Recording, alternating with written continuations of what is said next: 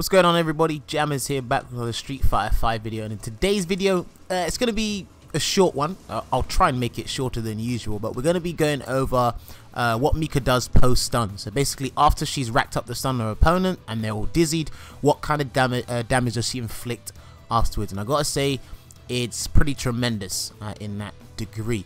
But yeah, so one thing that is, me and other fellow Mika players the other day were talking about post stun, what kind of damage she gets, yada yada yada, and I was thinking, oh, okay, no one's really noted it down or, you know, properly documented it. So I thought, okay, might as well make a video just to have it there archived, properly documented, so it reminds current Mika players now what kind of damage they can get and what they should be doing, or their options. And it shows anyone who's interested in playing Mika or just studying Mika what kind of damage she gets post stun. So they're gonna expect, or they have a better understanding as to what she does after stun. Basically, I know I've just pretty much went in a full circle and explained the same thing. My apologies, but we'll get straight into it here. So yeah, without further ado, let's bounce into this and let's put the opponent in the corner. All right, okay.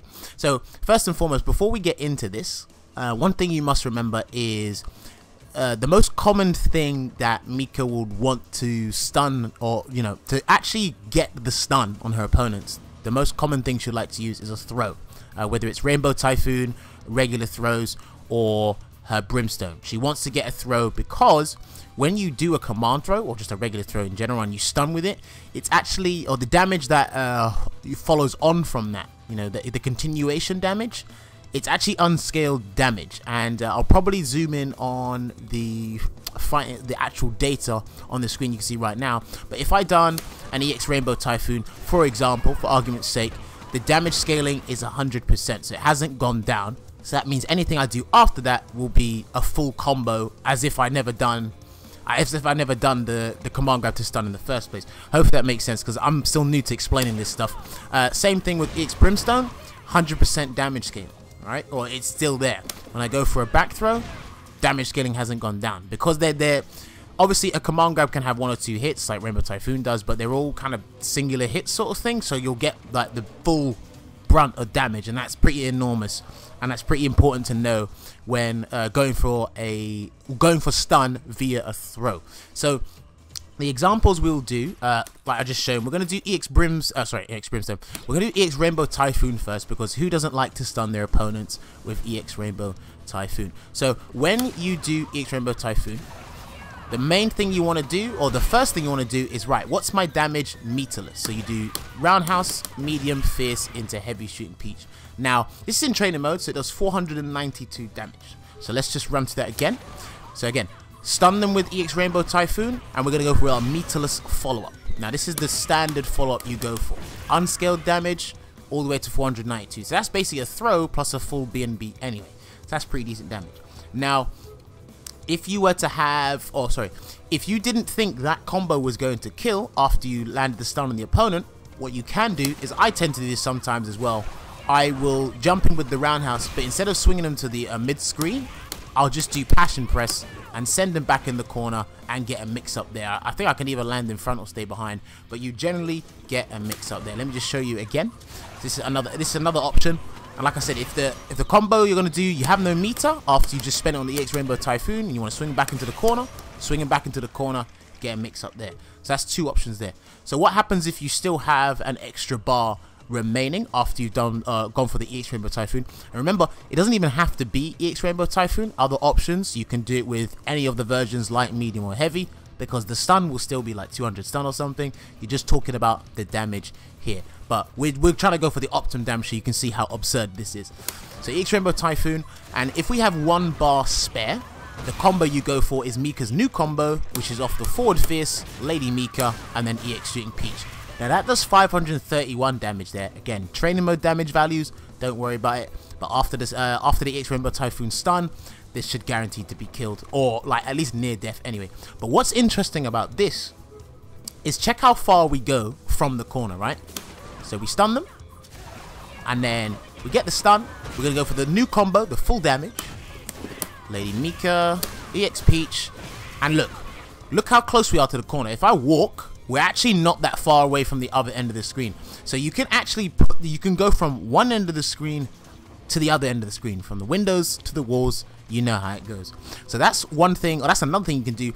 That's the main thing you do if you have 1 bar spare after earning the stun. So if we done it with a regular Rainbow Typhoon, and let's say, argument's sake, we have 1 bar, just send them to the other end of the screen, get the damage you deserve, and hello, we're near the end of the screen. And if they do normal recover, you can dash up and do EX Peach. Dash up, crouch, light punch for the meaty anyway. Now, again, this is just sending the opponent away from the corner to get the stun. If you don't want a command throw, you want to do something less risky, just do back throw. Same rules apply, meterless follow-up, less damage, but it's still good damage. You're doing roughly around 400 damage or more anyway. Again, back throw, if we do the jump, and then forward fierce Lady Mika, there you go.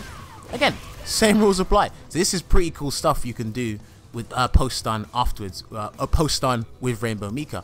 Now, the next thing you need to remember is, so what happens if I stun with a forward throw or a brimstone? What if I keep them in the corner? Well, this makes life, I'd say, a little bit easier, because let's say for argument's sake we go for a stun with the brimstone. Now, because they're trapped in the corner already, we can actually go and get the wall bounce off of Passion Press here, and this is meterless damage follow-up, BNB stuff, 424 damage, not too bad. If we went for the EX version, we're looking at about 450 damage, meterless follow-up here. So keep that in mind. This is some really good stuff and really imperative stuff that you have to know. So yeah, 464 damage. And then if you don't want to do a command grab, going back to what I said before, to reiterate, a less risky move, go for a forward throw. Heck, even a crouching throw to do the trick as well. And then you get that, and then you do 424 damage, not too bad. And then if you want to do a little bit more damage, then you just go and spend the meter on EX Wingless Airplane, and then you get a nice little setup afterwards. Well, you get a setup after Wingless Airplane anyway, but that's just for more damage purposes. If we do put them on crouching and then get the stun next, the damage should be again roughly around 400 or just under it, I guess, if we're looking at meterless. No, it does 400 damage. So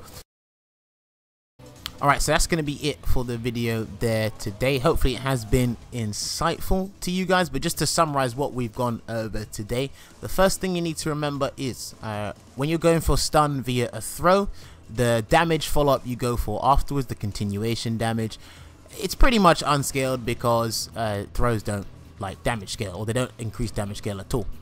So that's going to be big damage there leading for you guys, as well as when you do go for when you do stun the opponent, know your options afterwards. So what's the meterless follow-up and what's the metered follow-up, etc, etc.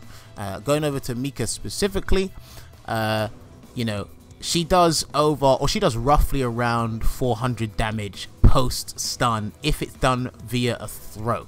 Rainbow Typhoon examples, Brimstone examples, regular throw examples. She's either going to send her opponent away from the corner to the other end, or she's going to keep him in the corner, do some decent damage, and go for a setup.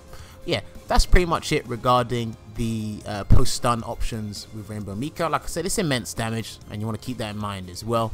But if you guys did enjoy the video, let me know in the comment section below. And if you haven't subscribed and you want to subscribe, you're more than welcome to.